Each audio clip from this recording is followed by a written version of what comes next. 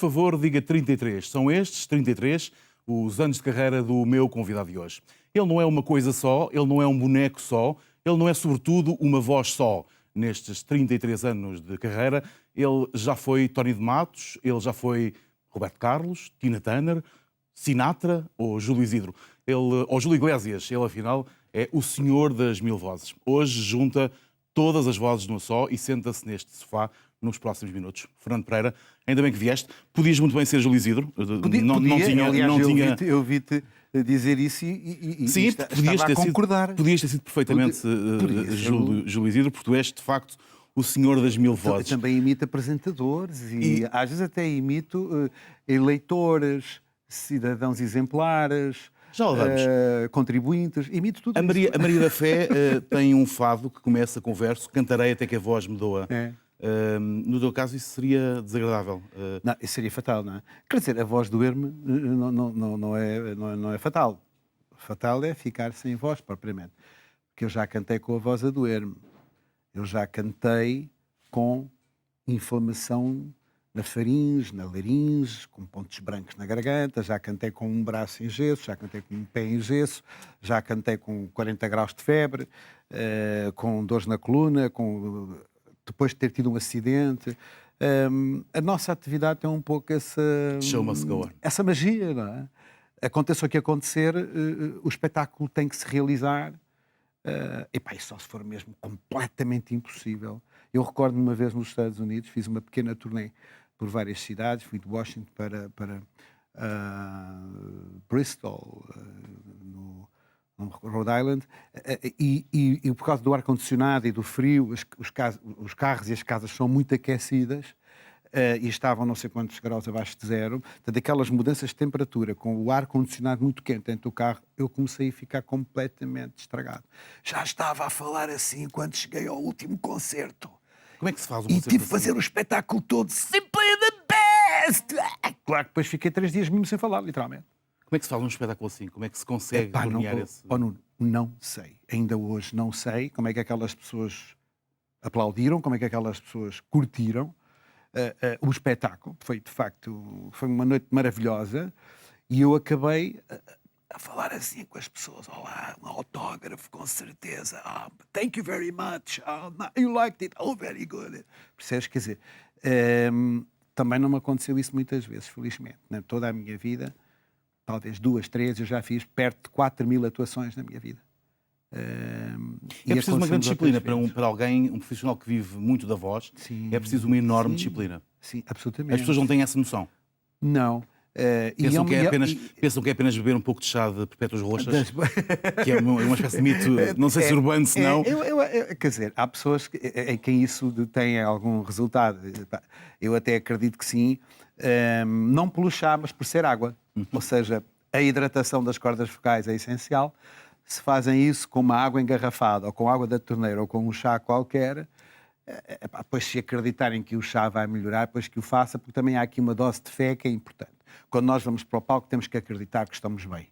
Se tu fores para cima de um palco fazer um espetáculo com dúvidas sobre a tua performance, a tua capacidade de agradar, de cumprir a missão, é muito complicado, porque as pessoas vão sentir que tu não estás à vontade. O artista tem que ter sempre uma autoestima forte?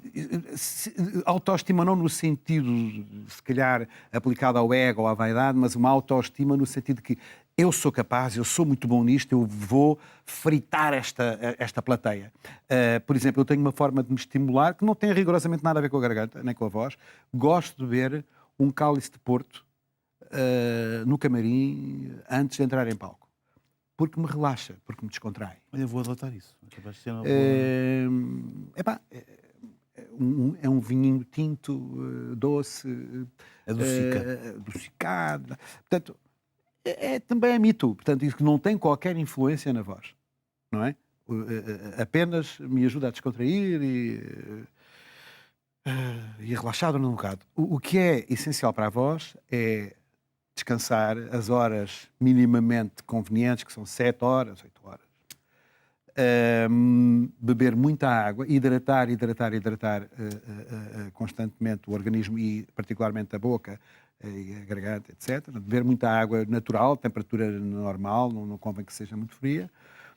Pronto, portanto, hidratação, descansar, fazer vocalizos, portanto, ter o cuidado de trabalhar a voz periodicamente, como qualquer músculo. Se vamos ao ginásio treinar os bíceps e os tríceps e não sei o quê, os glúteos... Pois, porque as pessoas às vezes acham que é apenas uma questão de jeito, não é? Não. Tem que ter muito trabalho de preparação e, sobretudo, há aqui também um aspecto que tem a ver com a alimentação, que é aconselhável que as pessoas...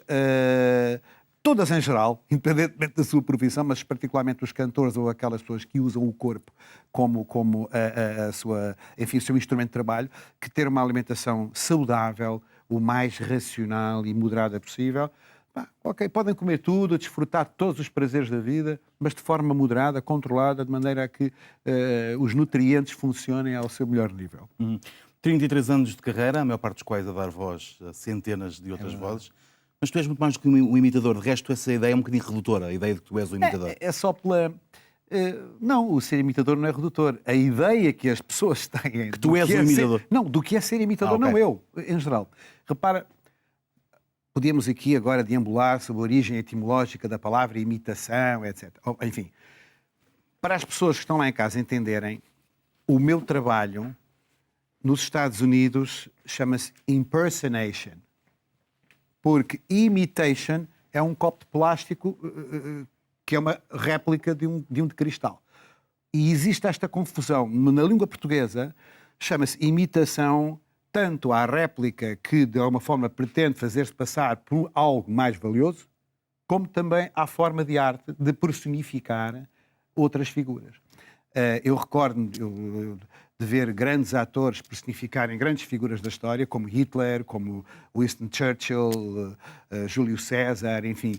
E não me passa pela cabeça de ninguém ir dizer ao grande ator Orson Welles, por exemplo, você está aí num filme a fazer de Churchill, faça de si próprio, pá. Porquê é que você está a imitar o Churchill num filme, pá? Amigo, é que por acaso o filme até é sobre a vida do Churchill. E eu tive um trabalho brutal para andar como ele, falar como ele, agir como ele, dizer as palavras tal e qual como ele as diz. A arte da personificação, da imitação, é das coisas mais difíceis, mais raras, e não é para quem quer, é para quem pode. Obriga a uma grande observação, obriga a um grande trabalho de campo, não é? Um trabalho de preparação. Mas eu quando dizia a ideia redutora é porque tu és muito mais do que um imitador, ou seja, as pessoas conhecem de facto por esse lado, por esse lado o homem das mil vozes, não é? Isso é que notabilizou. Foi isso que te notabilizou. Mas tu és muito mais do que isso. Sim, és um produtor, és um cantor, enfim, tens esse lado muito mais camaleónico que não se resume apenas ao papel de brilhante imitador que és. Também sou formiguinha. Eu sou uma incansável formiguinha. As pessoas não têm ideia do que é a minha vida. Eu acordo a pensar no trabalho, eu acordo para os meus e-mails, para as minhas propostas, para as minhas ideias que tenho que pôr em prática, para as minhas reuniões, para os meus ensaios. Depois, invariavelmente, é preciso fazer o espetáculo, que é a parte mais divertida. Chegar acima do palco e fazer o espetáculo para 1.000, 2.000, 3.000, 500, 50, seja quantas pessoas forem. É a parte mais divertida e a mais simples, porque o mais complicado é todo o processo até chegar ali. Horas intermináveis de trabalho, de preocupações. E depois eu sou o artista empresário, tenho uma empresa de produção há 30 anos, que faz todas, enfim... És produtor, desenvolve todas as iniciativas que é necessário desenvolver, não só comigo, mas com outros artistas e todo tipo de eventos. Então, eu sou uma formiguinha de trabalho. Agora, essencialmente, a minha vida começou como cantor. Eu sou um cantor que descobriu um determinado ponto da vida que poderia ser um cantor diferente dos cantores comuns. Muito bem, era aí que eu queria chegar. Em que momento da tua vida... foi muito engraçado. Em que momento da tua vida é que tu percebeste que tinhas esse talento para imitar, para conseguir decalcar vozes conhecidas? Bom, existem aqui 2 momentos. O momento em que eu descobri que conseguia ouvir os sons e a minha voz conseguia moldar-se e acompanhar esses sons, eu descobri isso em criancinha. Eu imito as vozes dos bonecos da televisão, da rádio, das músicas que eu ouvia desde criança. Lembras qual foi o primeiro... Eu tenho uma gravação, ainda em bobina, que o meu pai trabalhava na rádio, trabalhava na Antena 2, na RDP, E ele tem uma gravação, eu tenho lá em fita de arrasto, eu com 3 ou 4 anos de idade, a imitar sons da natureza. Pássaros, sons dos comboios, os sons da natureza, do dia-a-dia, do cotidiano, pá. E que era muito engraçado. Então faz lá não sei o quê. E era a família a puxar pela criancinha, né? Então, imita lá o passarinho não sei quantos. Eu lá fazia aquilo. Agora, já não me recordo. E então, a consciência de que eu conseguia fazer imitações e trabalhar a voz e moldá-la, eu tenho desde criança.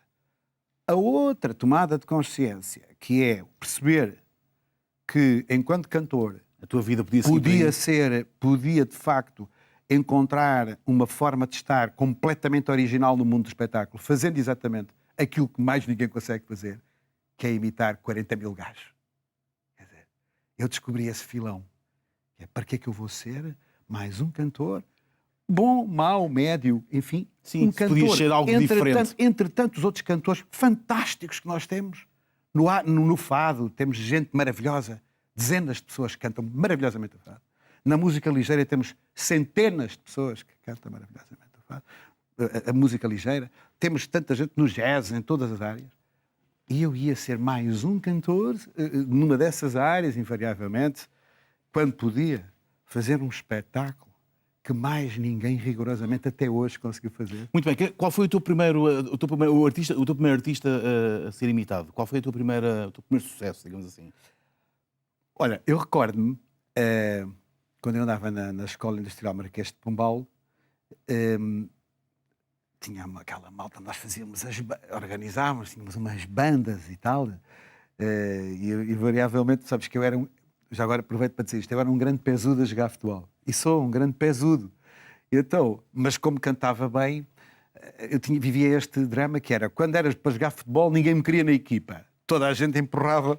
O Fernando não, pá, esse gajo é um grande pesudo e tal. Sei bem, conheço bem esse drama. Conhece esse drama, não é?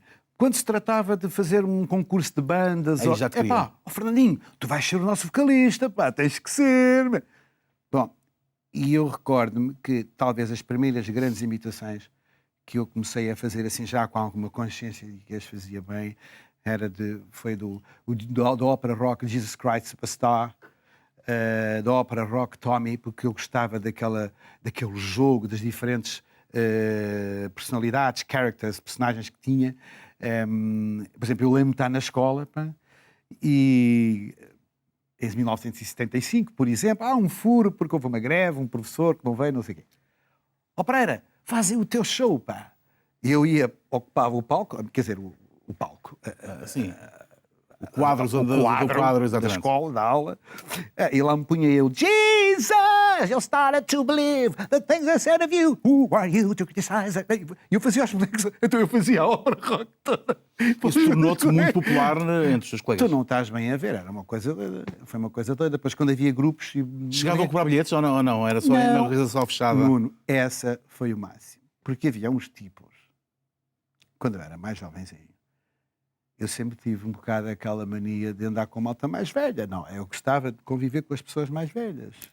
Quando digo mais velhas, eu teria os meus 14, 15 anos. E aos 17, 18. E gostava de acompanhar com os tipos que tinham 17, 18, 19, que já tinham as suas motas, e os casacos de cabedal e tal, as Harleys e aquelas coisas. E eu não era, eu era um puto que andava a pé.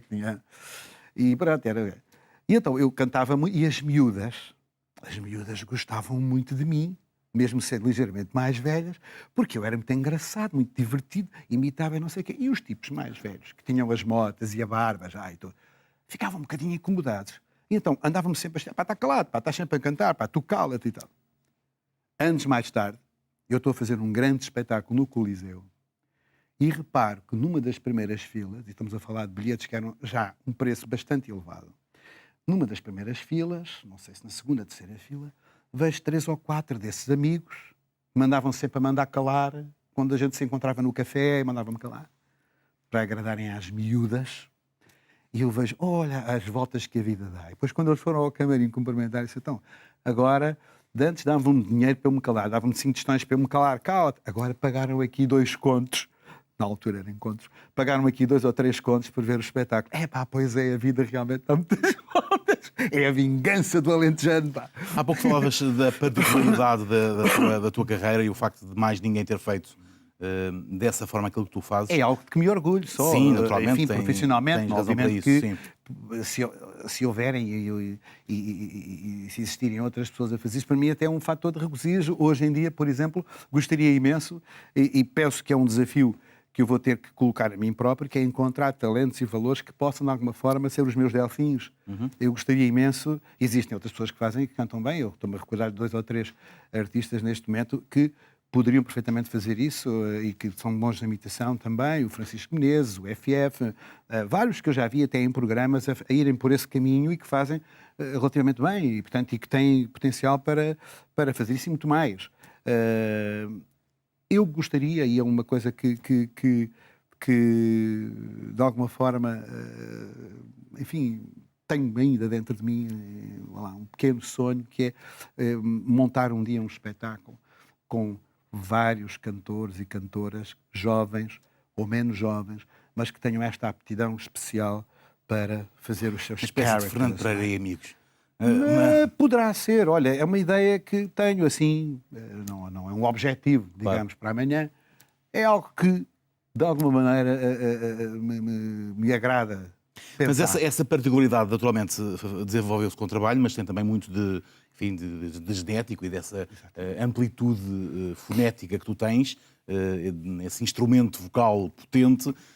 Aliás, em 86, no Simpósio Internacional da Voz, tu foste uma espécie de ratinho de cobaia, foste objeto de estudo por parte de especialistas e de médicos que chegaram à conclusão que tu eras uma espécie de ave rara, não é? Quer dizer, um caso único em milhares de pessoas. A tua voz era única. Como é que isso foi? Como é que te sujeitaste a essa experiência? Eu não nasci no entroncamento. Mas és um fenómeno. Em que havia aqueles fenómenos. Agora já há muito tempo que não se ouve falar. Foi uma experiência muito curiosa, porque eu fui convidado pelo meu querido amigo, hoje grande amigo, professor Dr. Manuel Paes Clemente, para participar nesse simpósio internacional da voz, com médicos dos Estados Unidos, de Itália, de Inglaterra, de todo lado. Enfim. E ele, quando me contactou, pediu-me que participasse enquanto performer, no sentido mais como palestrante, para explicar aos profissionais da voz ali presentes, todos aqueles médicos, terapeutas da fala, enfim, mais diversas áreas ligadas à voz, para explicar a minha experiência, o que é que eu fazia de facto, porque isto é um bocadinho anormal. Mas pediu-me também, simultaneamente, que fizesse um espetáculo na gala de encerramento do simpósio. Eu, com certeza, anuí imediatamente, participei naquilo, foi muito interessante, durante vários dias, a falar sobre a voz, e ouvir também, aprendi imenso com outros profissionais que lá estavam, e depois fiz o espetáculo. E foi no dia do espetáculo que alguns desses médicos mais famosos, o Dr. Stuart Strong, que era um dos médicos do Frank Sinatra, e outros que estavam nesse simpósio, acharam muito curioso e disseram a Paes Clemente, meu caro amigo, nós gostávamos de observar... Já que estamos aqui em Portugal, não é? We'd like to see this guy.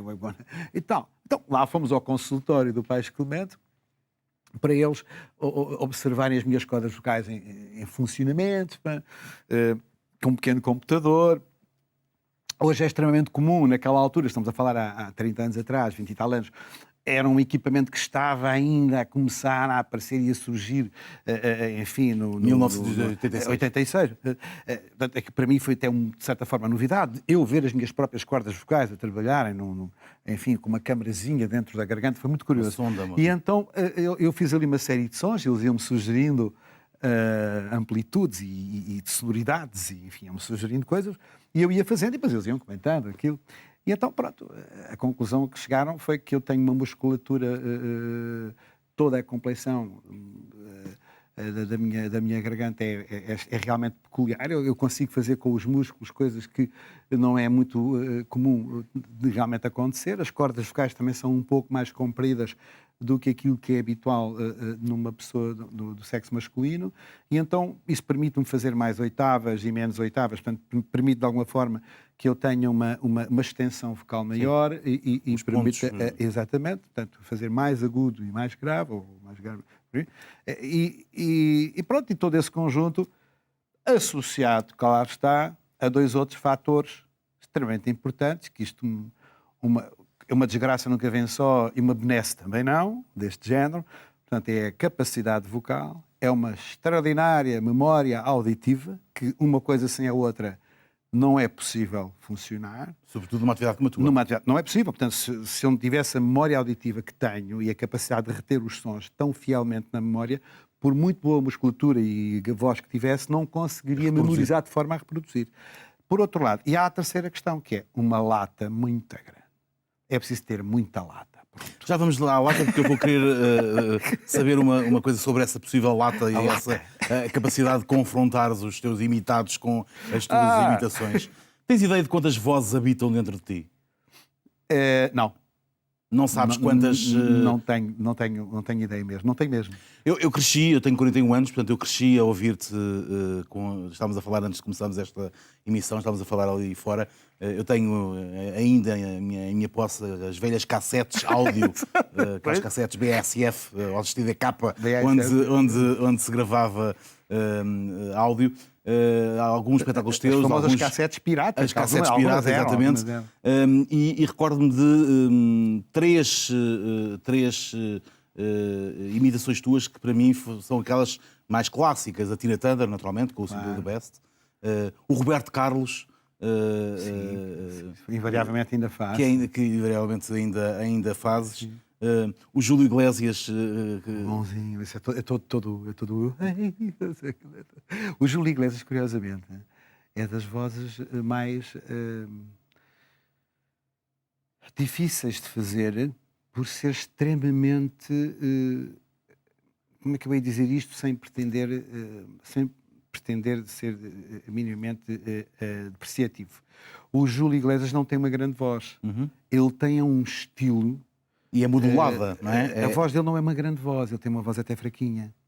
O que ele tem é um estilo e uma forma de cantar, com todo aquele efeito que ele coloca, e é toda uma linguagem corporal associada a uma forma de cantar muito peculiar. É mais o estilo do que propriamente a grande capacidade vocal. Dás-me um bocadinho de Júlio Iglesias? Não vai soar, porque o Júlio... Eu posso fazer, mas as pessoas vão dizer que parece o Zé das Iscas. Porquê? Porque o Júlio Iglesias, sem aquele reverb e sem aquele efeito, não sai. Posso dizer, hey, não vayas presso minha, não parei. Mas isto tem que ter aquele efeito, parece que estás dentro de uma igreja, não é? Sim, tu quando ouves o Júlio, ouves, hey, e fica lá, não é? Aquilo é efeito que é colocado na gravação. Qual é que fazes mais? Qual é a imitação que fazes mais, que ainda hoje te pedem? A Tina Turner é... Simply the best, better than all the rest. Portanto, essa é um clássico, é praticamente imortal. Claro, com o tempo depois fui...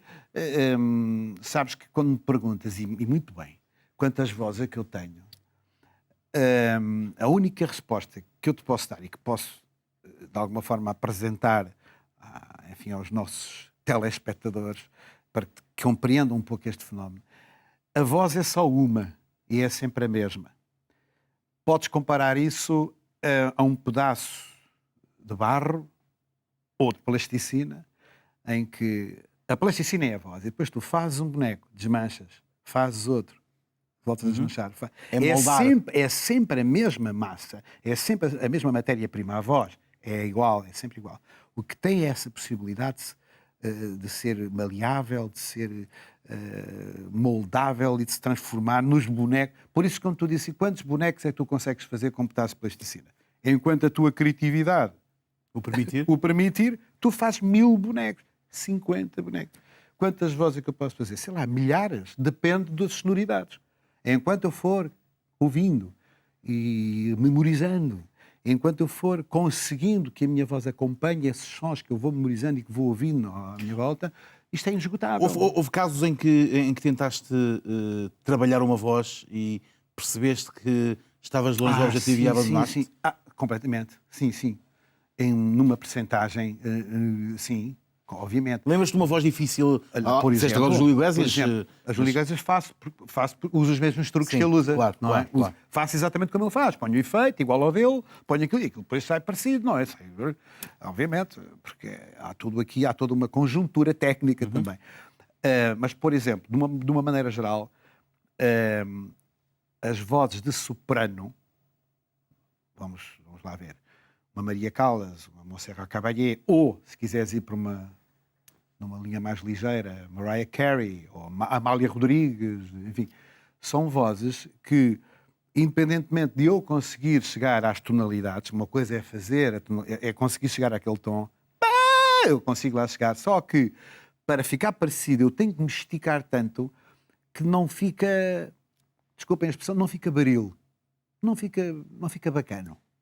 E então eu prefiro, obviamente, se tenho uma panóplia de opções e de uma forma geral, quando construo um espetáculo, ele obedece a um guião, a um alinhamento, a uma ideia mais ou menos pré-concebida, em que todas as vozes, todas as músicas que eu canto, a imitar ou não, todas as interpretações que eu faço, tudo aquilo está contextualizado, tem uma lógica, tem uma história. Se tu vis um espetáculo meu, eu começo a contar uma história começo a conversar com as pessoas, não é? À medida que vou conversando, que vou contando a minha história, e vou satirizando, invariavelmente, um político, uma situação social, ou, enfim, ou vou tocando ao coração porque, de repente, me apeteceu dizer um poema de Fernando Pessoa ou de Eugénio de Andrade, e isso liga muito bem com uma música que me apetece cantar agora, porque, de facto, faz todo o sentido. E a seguir, apetece-me trocar as voltas às pessoas e chutar uma piada que liga muito bem com o Michael Jackson. E, portanto, toda esta contextualização faz com que eu tenha que escolher muito bem os ingredientes, sejam eles as vozes, os textos, os poemas, as ideias que quero produzir, as músicas que quero interpretar, independentemente de ser imitação ou não. Tens um alinhamento clássico. Pá, eu tenho vários alinhamentos, mas será, por exemplo, neste momento, posso-te dizer, tenho 2 espetáculos completamente diferentes. E as pessoas perguntar-se, mas como completamente diferentes? Simples, muito simples. Um chama-se Lord of the Voices, todo ele está construído à volta, como o nome indica, das vozes, portanto as vozes são o prato forte. Eu também tenho interpretações minhas e versões minhas, por exemplo, do fado português, do Smile, tenho um outro tema original que meto pelo meio porque me faz sentido, mas o Lord of the Voices é essencialmente o filé mignon, digamos, aquilo que é o core business do espetáculo, são as imitações e são as vozes. E isso é um espetáculo que pode ir a qualquer parte do mundo ou do país, porque ele é adaptável, é maleável. Eu posso falar o espetáculo, posso apresentar esse espetáculo em inglês, ou em espanhol, ou em português, em qualquer lado. Depois tenho outro show, que mais intimista, que chama-se Concerto de Lua Nova, em que a parada é completamente diferente. Não há um único instrumento elétrico ou eletrónico. Toda a banda que me acompanha tem um naipe de instrumentos acústicos, piano, violoncelo, violino, guitarra clássica, percussão. Todo o espetáculo é muito mais o Fernando, é muito mais cantado com o coração do que com o cérebro. Portanto, eu quando faço imitações tenho que ir buscar os sons ao cérebro, à minha memória.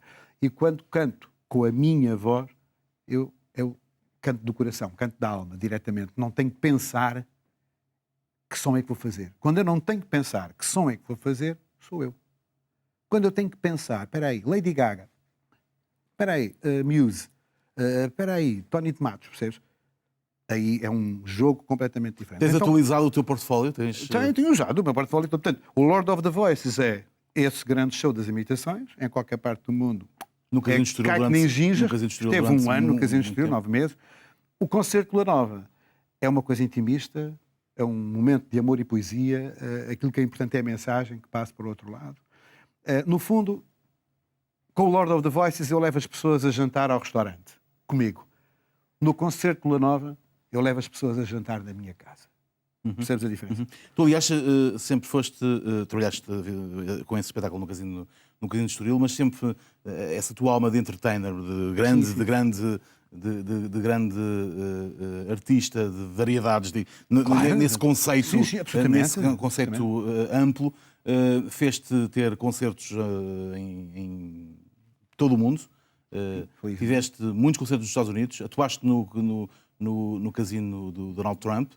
Muitas vezes, foi o meu melhor cliente. Não me digam mal do homem, foi o meu melhor cliente. Estou a brincar. Tu fizeste nos Estados Unidos, entre 93 e 97, 120 espetáculos. Para aí, à volta disso. a maioria deles em casinos americanos e tal, muitos também para a comunidade portuguesa, como é óbvio. Eu funcionava um bocadinho, e perdoem-me esta comparação, mas funcionava um bocadinho como o Robin dos Bosques. Tipo, ia ao casino americano cobrar $30.000 para depois, no clube português, fazer por 1.000 ou 2.000 ou 3.000, ou às vezes de borla. Eram tempos em que se ganhava muito dinheiro. Sim, também se Lá gastava. fora, Também se gastava. as produções tinham também uma outra dimensão. Tinha.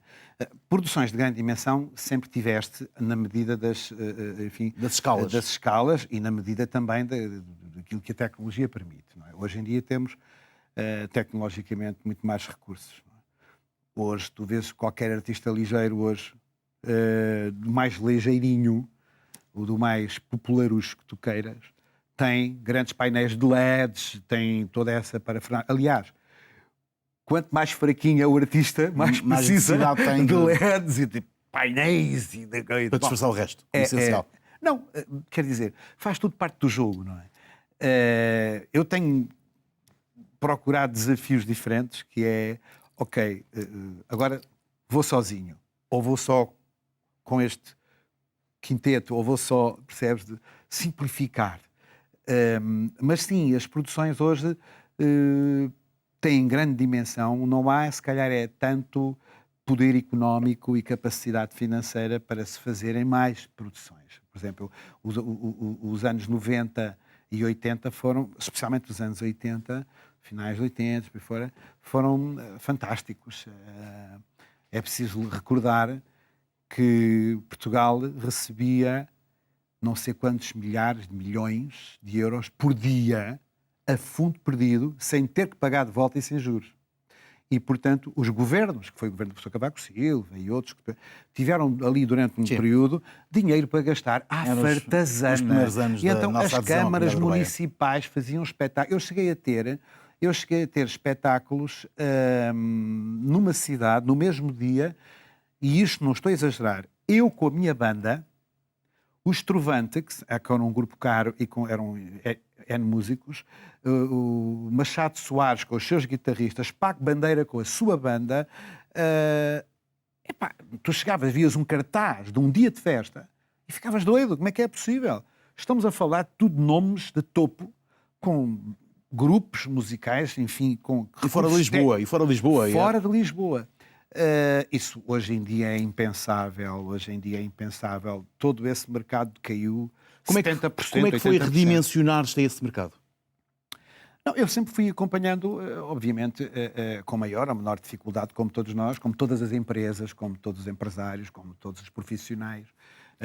Sei lá, como é que as pessoas da televisão se foram dimensionando com a dispersão dos canais, com a concorrência, a SIC, a TVI, todos os canais do cabo.